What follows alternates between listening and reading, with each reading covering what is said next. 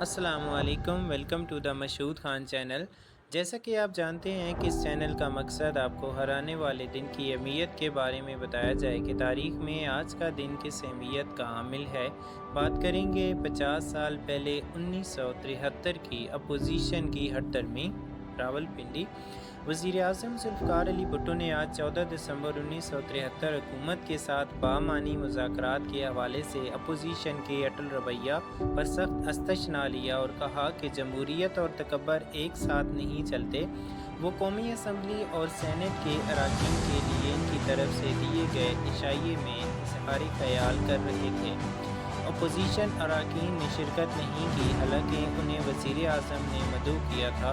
وزیر اعظم بھٹو نے کہا کہ اپوزیشن ارکان نے جمہوریت کے بارے میں جو باتیں کی ہیں وہ حکومت پر غیر جمہوری ہونے کا الزام لگاتے کبھی نہیں کرتے۔ انہوں نے یہ دعویٰ بھی کیا کہ تمام 52 کارڈ حکومت کے ہاتھ میں ہیں۔ اپوزیشن لیڈروں نے یہ بھی دعویٰ کیا کہ وہ حکومت کے ساتھ تعاون کرنے کے لیے تیار ہیں اگر اس کی طرف سے کچھ نہیں، لیکن وزیر اعظم نے افسوس کا اظہار کیا۔ اپوزیشن ارکان نے ان کی دعوت کا جواب نہیں دیا۔ انہوں نے کہا کہ یہ عشائیہ ایک پردے اٹھانے کا کام کرتا ہے اور حکومت اور اپوزیشن کے درمیان کوئی تعمیری ربط قائم کیا گیا تھا، کیونکہ صرف ان طریقوں سے ہی ملک کو درپیش مسائل کو حل کیا جا سکتا ہے۔ Thank you for watching Mashhood Khan channel.